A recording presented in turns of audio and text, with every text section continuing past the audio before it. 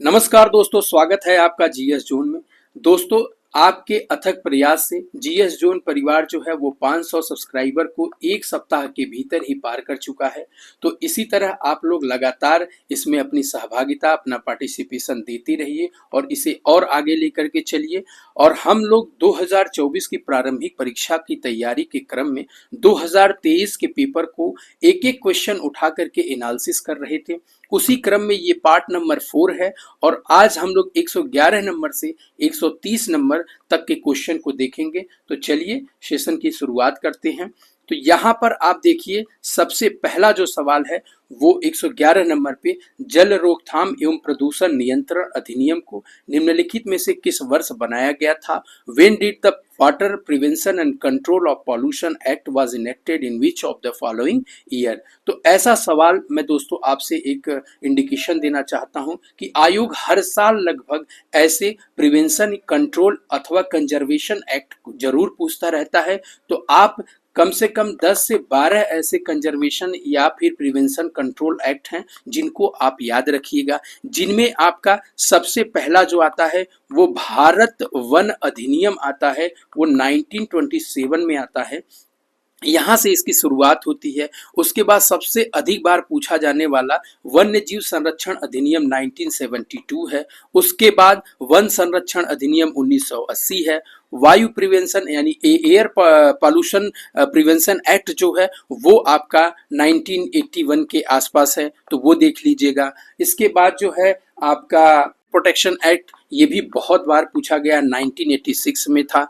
इसके बाद छोटे छोटे जितने भी एक्ट आए हैं, जैसे बायोडाइवर्सिटी एक्ट जो आया था 2002 में आपका आया था, एक मार्ग एक्ट आया था 1937 में आया था। उसके बाद इको मार्ग जो इससे रिलेटेड है, इको मार्ग, तो ठीक है, इको मार्ग जो है वो आपका आया था 1992 में आया था, ठीक है, तो वहां पर आया। उसके बाद एनजीटी का गठन कब किया गया? 2010 में किया गया था। तो ऐसे सवाल वो उठा करके पूछ देता है।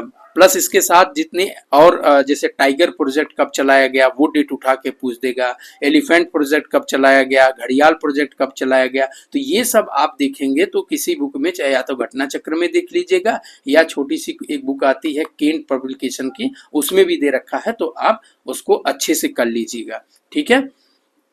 दूसरा सवाल जो है वो लोटिक परिस्थितिकी तंत्र से पूछा है, लोटिक इकोसिस्टम को। तो देखिए दोस्तों, एक बात हम आपको बता दें कि इकोलॉजी में छोटे छोटे टर्म जो होते हैं वो बहुत ही इंपॉर्टेंट होते हैं।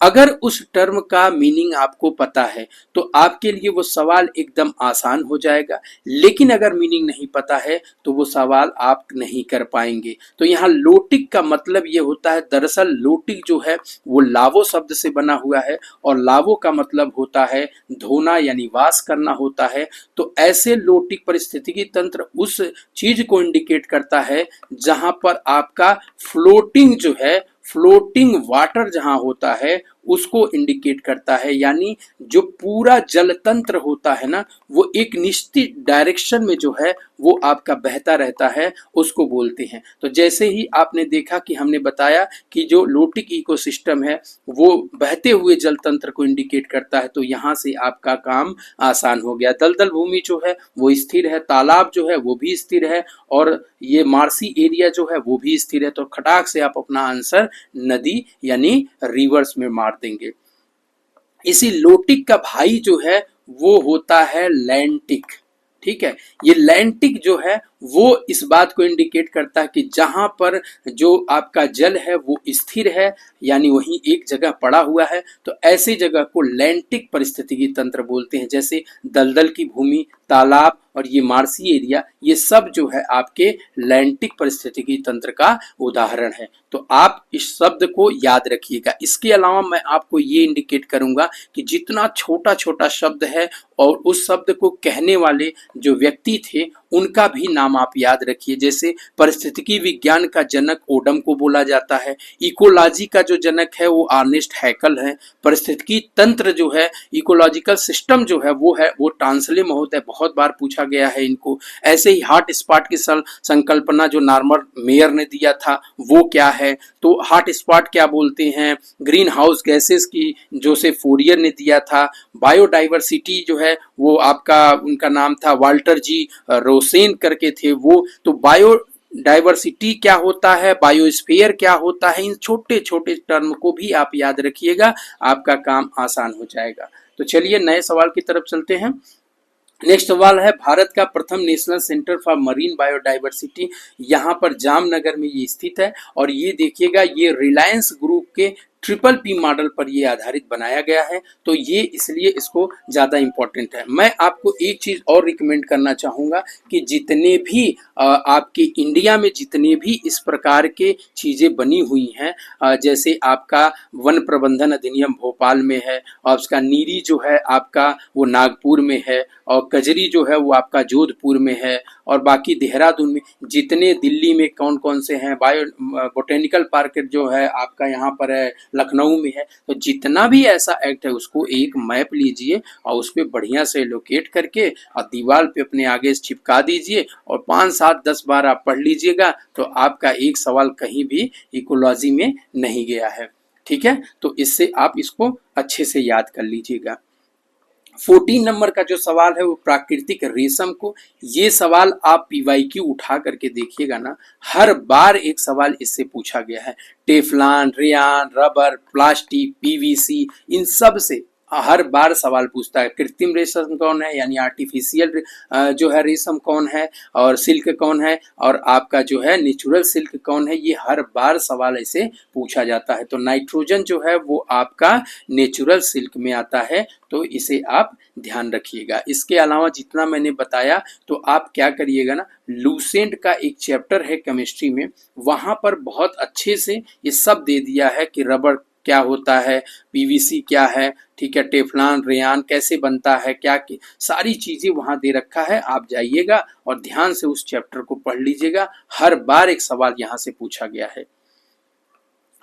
नेक्स्ट क्वेश्चन देखते हैं, रेगिस्तान में आवास करने वाले जानवर क्या कहलाते हैं? इनको मरुद्भिद जानवर कहा जाता है। ठीक है, इनको जेरोकोल कहा जाता है, जेरोकोल। ठीक है, जेरोकोल के नाम से ये लोग जाने जाते हैं, मरुद्भिद। इसमें क्या होता है ना कि जितने भी आपके जैसे नागफनी का पौधा जो है वो भी मरुद्भिद है, क्योंकि इनका जो जितने पौधे होते हैं उनमें कांटे होते हैं, कटीली होती है। एक्चुअली ये पत्तियां ही होती हैं, लेकिन पानी के अभाव के कारण ये अपने पत्तियों को कांटों में परिवर्तित कर देते हैं। तो ऐसे जो हर बार पूछता है, तो ये सवाल आप आसानी से निकाल ले जाएंगे। ठीक है, नेक्स्ट क्वेश्चन पर चलते हैं। हमने कल भी बताया था, डिजीज को ध्यान में रखिएगा, यानी व्याधि, और उसका जो फैक्टर है उसको आप याद रखिएगा। अगर आप बढ़िया से लूसेंट अथवा जो है आपका घटना चक्र है उसको ही पढ़ के चले जाएंगे, तो ये सवाल बड़े आराम से आप कर लेंगे कि कौन सा किससे होता है, डेंगू कैसे होता है, और आपका एलिफेंट फुट कैसे है, मलेरिया किससे होता है, पेप्टिक श्रवण कैसे होता है, ये सब चीज आप जो है वहाँ आराम से पा जाएंगे। कल के सेशन में भी इंडिकेट किया था, हर साल ये सवाल पूछा जाता है, तो आप अच्छे से याद रखिएगा। पोषण स्तर की हम बात कर रहे हैं, तो खाद्य श्रृंखला, जब इकोलॉजी आप पढ़ते हैं इकोनॉमी, तो उसमें आप देखते हैं कि जो घास होती है वो आपका उत्पादक होता है, उसके बाद टिड्डा आता है वो प्राथमिक उपभोक्ता होता है, फिर मेढक जो है वो आपका द्वितीयक उपभोक्ता होता है, फिर सर्प जो है वो आपका तृतीयक उपभोक्ता है। तो ये जो खाद्य श्रृंखला है इसको भी याद रखना है, और प्लस आपको जो पोषण स्तर है, जैसे स्वपोषी जो होते हैं अपना ही भोजन बनाते हैं, उसके बाद प्राइमरी जो कंज्यूमर टाइप के होते हैं, प्राथमिक उपभोक्ता, द्वितीयक उपभोक्ता, तृतीयक और सर्वाहारी जो होते हैं, जिनके उच्चतम पोषण स्तर इनको प्राप्त होता है, ये सब जो है आपका घटना चक्र में बढ़िया से फिगर बना के दिया है। इसको आप ध्यान से देख लीजिएगा, कभी आपका सवाल जो है ये गलत नहीं होगा। यहाँ पे एक लिंडमैन का 10% वाला नियम भी लगता है, वो भी उसमें दिया हुआ है, तो अच्छे से आप उसको याद कर लीजिएगा। ठीक है, और दूसरी बात जो है, राष्ट्रीय उद्यानों में अनुवांशिक विविधता का रखरखाव जो है, ये सवाल पूछा है, तो ये भी इन सिटू कंजर्वेशन और एक्स सिटू कंजर्वेशन, स्वस्थानीय और पर स्थानीय इसको बोलते हैं। तो वो आप याद रखिएगा कि जितना भी आपका वन जीव अभ्यारण्य है, जितना झील है, मंडल है, ये सब इन सिटू हैं, यानी उन जानवरों को आप वहीं पे संरक्षित कर दीजिए जहां पर वो पाए जाते हैं, ताकि उनकी विलुप्ति जो है वो रुक सके और उनका जो जनसंख्या है वो आराम से बढ़ती रहे। एक्स सीटू संरक्षण है तो ये तब अपनाया जाता है जब किसी भी जानवर का बहुत ही क्रिटिकल, बहुत मतलब इंडेंजर श्रेणी में वो आ जाते हैं, तो ये काम किया जाता है कि उनके जो बीज बैंक है, यानी जिसको हम लोग बोलते हैं, क्या बोलते हैं, सीड्स वगैरह जो होता है या फिर डीएनए जो होता है, इन सब को ला करके वहां पर संरक्षित कर दिया जाता है और बाद में इसका उपयोग करके और इस पे अध्ययन करके और फिर से इसको जो है इनकी जातियों को बढ़ाने के लिए कोशिश की जाती है। तो ये एक्स सीटू संरक्षण और इन सीटू संरक्षण, ये दोनों आपको मेंस के पॉइंट ऑफ व्यू से भी इंपॉर्टेंट है और प्री में भी ये पूछा जाता है। ऐसे ही पूछ देता है कि इन सीटू जो है वो कौन कौन से हैं, इन सीटू में, एक्स सीटू में क्या आता है। तो ये बगीचा, चिड़ियाघर वगैरह जो है ना, ये आपके एक्स सीटू में आते हैं, क्योंकि बाहर से जानवर पकड़ के लाते हैं, इसमें रख देते हैं कि भैया 2 हैं, और पता आप देखते होंगे कि एक चिड़ियाघर में एक बाघनी ने 2 उनको बच्चे को जन्म दिया, तो पता चला उस बाघनी का संरक्षण किया गया था यहाँ ला करके। तो ऐसे ही मतलब याद रखिएगा इसको, ठीक है। अगले सवाल की तरफ चलते हैं। अगला सवाल, हांगुल हिरण पाया जाता है तो ये जम्मू कश्मीर में पाया जाता है। ऐसे इंडिया में आप जाएंगे ना तो केरल में कौन कौन से जानवर, या और बंदर पूंछ वाला जो जानवर है, आपका गिब्बन वगैरह जो मेघालय असम में पाए जाते हैं, हंगुल जो है ये आपका कश्मीर में पाया जाता है। तो कुछ प्रकार की जो हाथियां हैं, कुछ जीव जंतु हैं, तो इनको आयोग बहुत पूछता है। ये भी आपको घटना चक्र वगैरह में मिल जाएगा कि कौन से जानवर किस एरिया में पाए जाते हैं। जैसे आपका जो डांसिंग हिरन होता है वो आपका कहाँ पाया जाता है, मणिपुर के लोकटक झील के आसपास पाया जाता है। तो ये देखिएगा, तो इसको आप याद रखिएगा, ठीक है। अगले सवाल की तरफ चलते हैं। बायोडिग्रेडेबल प्रदूषण नहीं है, ये हर बार सवाल ऐसा पूछा जाता है, 3-4 दे देगा, उसमें से एक नहीं होगा। तो ये जो कीटनाशक हैं दोस्तों, इसमें क्या होता है, आपका केमिकल वगैरह यूज होता है और वो केमिकल जो है इतना आसानी से बायोडिग्रेडेबल नहीं होता है। तो ये चीज आप लोग देख लीजिएगा। बाकी जितने ऑप्शन दे रखे हैं वो सब बायोडिग्रेडेबल है, डोमेस्टिक वेस्ट है, यूरिन वगैरह है, सब आपका बायोडिग्रेडेबल है। तो ये आप आसान क्वेश्चन है। ये केंद्रीय बजट से सवाल है, तो जब नया बजट है, परीक्षा देने जाइएगा तो बजट को आप अच्छे से ध्यान रखिएगा और बजट का सवाल आपको इकोनॉमी में करना ही होगा।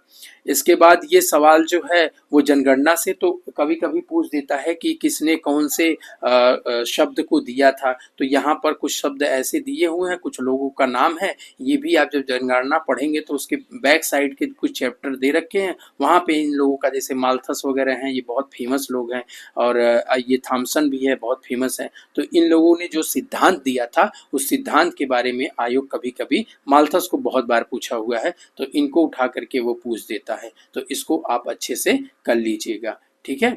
जैसे जो माल्थस का कॉन्सेप्ट था वो आपका जनसंख्या और खाद्यान्न आपूर्ति सिद्धांत को लेकर के था। तो ये आप अच्छे से मैच करा करके, इसका ए ऑप्शन सही होगा। हमसे भी गलती हो गई थी एग्जाम में, तो आप लोग देख लीजिएगा, इसका ए ऑप्शन सही है, ठीक है। संसाधनों के उपयोग तथा भविष्य के लिए उनके संरक्षण की आवश्यकता संतुलित करने को हम क्या कहते हैं, तो ये सतत विकास है, सस्टेनेबल डेवलपमेंट है। आप लोगों को पता होगा दोस्तों कि सस्टेनेबल डेवलपमेंट में इस समय बहुत ज़्यादा फोकस किया जा रहा है। सस्टेनेबल डेवलपमेंट का मतलब ये है भैया कि आज इतना मान लीजिए संसाधन है, इसमें से 2 खा लो भैया, एक हमारे जो आने वाली पीढ़ियां हैं उनके लिए भी छोड़ दो। आज आप गांव में भी चले जाइए तो पहले हम लोग बागीचा, बहुत बड़े बड़े बागीचे देखते थे, और सब बागीचा अब कट चुका है। अब एक पौधा भी आपको बहुत ही रेयर दिखाई देगा, और लोग कह रहे हैं कि भैया बड़ी गर्मी पड़ रही है। तो गर्मी काहे नहीं पड़ेगी जब सारा जो है पेड़ जो है वो काट करके आप लोग जला डाले हैं, तो उसमें लगा नहीं रहे हैं। तो यही होता है, हमारी आने वाली जो पीढ़ियां हैं वो तो यही देखेंगी ना कि भैया बहुत दूर में 10 किलोमीटर में 4-5 पेड़ मिल गए तो मिल गए। ऐसे नहीं करना है, आप लोगों को पर्यावरण के लिए भी जो है प्रभावी कदम लगातार उठाते रहना है, ठीक है। तो ये सतत विकास यही होता है। और इसी सतत विकास के लक्ष्य में ही हम लोगों ने जो है पूरे वैश्विक लेवल पे जो आपका 17 जो है वो एसडीजी गोल निर्धारित किए गए हैं जो मेजर गोल हैं, और 169 जो है वो लघु गोल यानी मिनी गोल्स को रखा गया है। जो 17 आपके हैं उनको आप अच्छे से याद रखिएगा, वो न केवल आपके प्री में बल्कि मेंस में जब आप कंक्लूजन करते हैं तो वहां पर भी निष्कर्ष निकालते समय भी इसका यूज आप कर लेंगे। जैसे हमने याद किया है कि भैया फर्स्ट नंबर पे जीरो पॉवर्टी है, सेकंड नंबर पे जीरो हंगर है, और थर्ड नंबर पे आपका हेल्थ है, फोर्थ नंबर पे आपका एजुकेशन है, 5 में जेंडर इक्वलिटी है, और 6 नंबर पे है वो क्लीन वाटर करके है, जो बहुत सारे क्लीन वाटर को लेकर के गवर्नमेंट प्रोग्राम कर रही है। एनर्जी 7 में है, तो एनर्जी के लिए भी हम लोग 2047 तक ऊर्जा की आत्मनिर्भरता की तरफ बढ़ रहे हैं, और 2030 तक लगभग 500 मेगावाट गीगावाट जो है वो रिन्यूएबल एनर्जी की तरफ लगातार अपने कदम बढ़ाए जा रहे हैं। इसके अलावा 8 जो है डिसेंट वर्क है, 9 इनोवेशन इंफ्रास्ट्रक्चर को है, लगातार गवर्नमेंट इस बात का प्रयास कर रही है कि इंफ्रास्ट्रक्चर को मजबूत किया जाए, ठीक है, इससे इन्वेस्टमेंट भी अच्छा खासा आएगा। फिर आपका 10 नंबर में जो है वो भी हर प्रकार से असमानता को खत्म कर देना है। 11 नंबर है सस्टेनेबल सिटीज की बात करता है, ये इसी के लिए जो है आपका Awas Yojana, smart city mission, ये सब चलाई जा रही हैं, तो ये आप ध्यान रखिएगा। उसके बाद 12 नंबर पे बेहतर तरीके से कंज्यूम करना है, जो आप लोग उत्पादन करते हैं उसका। 13 नंबर सबसे इम्पॉर्टेंट है, ये क्लाइमेट चेंज को बात कर रहा है, और लगातार जो है आपका क्लाइमेट चेंज हो रहा है, इसको ये चिंताजनक है, तो ये 13 नंबर इस पे रखा गया है। 14 नंबर आपका वाटर के अंदर जितने भी जीव जंतु हैं उनसे रिलेटेड है, और 15 नंबर जो है वो भूमि से रिलेटेड है। इसके अलावा 16 में शांति, 15 में शांति वगैरह स्थापित करने का है, 16 में और शांति सहयोग न्याय वगैरह करने का है, ठीक है, 17 में सहयोग करने का है, एक दूसरे को पार्टिसिपेशन। तो ये याद कर लीजिएगा, बहुत बार आपसे सवाल ऐसे आयोग पूछता रहता है।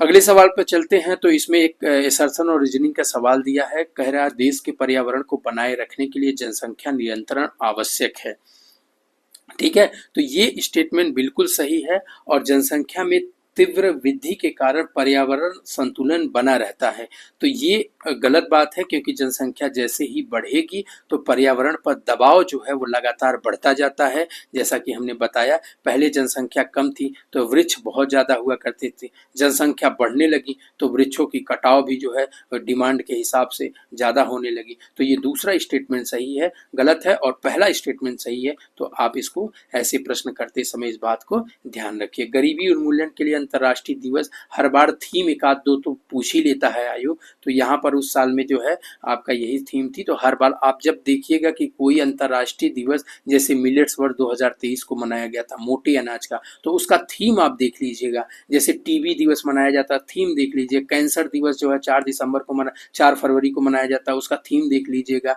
तो जितने वेटलैंड है 2 फरवरी को मनाया जाता है। थीम आपको याद रखना है कि थीम आयोग बहुत बार पूछता रहता है। आर्थिक विकास में मानव संसाधन के योगदान की बात कह रहा है, तो यहाँ जनसंख्या वृद्धि पर प्रभाव डालता है, और जनसंख्या वृद्धि जो है आर्थिक विकास पर प्रभाव डालती है। ये दोनों एक दूसरे से इंटरलिंक हैं, और दोनों ही बातें स्टेटमेंट सही कह रहा है।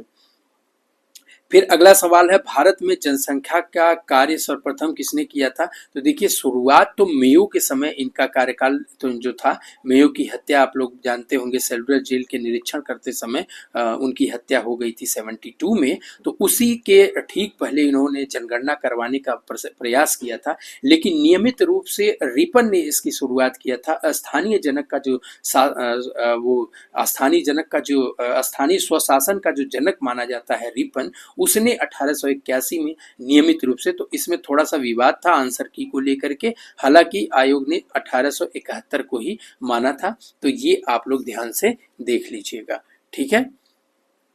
और नेक्स्ट क्वेश्चन है एसडीजी का, हमने आपको बता दिया। देखिए 2 सवाल एसडीजी से पूछे गए हैं, 17 एसडीजी हैं, आप उसको याद कर लीजिए, चाहे जैसे भी आप याद कर पाए उसको याद अच्छे से जरूर कर लीजिएगा, ठीक है। तो यहाँ पे हमने बता ही दिया था, आपका जलवायु परिवर्तन हमने बताया, बहुत इंपॉर्टेंट है। देखिए 13 नंबर है इसका। जमीन पर जीवन जो है वो आपका हमने बताया 15 पर है, और जल में जो जीवन है वो आपका जो है 14 पर है। और 10 नंबर पे हमने बताया था समानताओं की कमी को दूर करना है।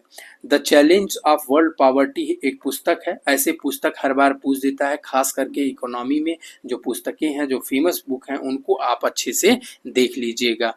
जैसे अर्नेस्ट करके भी एक थे, उनका भी एक बुक है, उसका नाम मुझे नहीं, गुरनान मिल्टन की ये बुक है, the challenge of world poverty करके है। तो ये बुक इनकी है। तो ये रिपीटेड क्वेश्चन में भी आप ध्यान से पढ़ेंगे तो इस सवाल को कर ले जाएंगे। तो ठीक है दोस्तों, जीएस जोन के साथ लगातार बने रहिए और इसी तरह जिन लोगों ने अभी सब्सक्राइब नहीं किया है वो सब्सक्राइब करते रहें। आगे भी इस क्वेश्चन हम अगले सेशन में देखेंगे। धन्यवाद।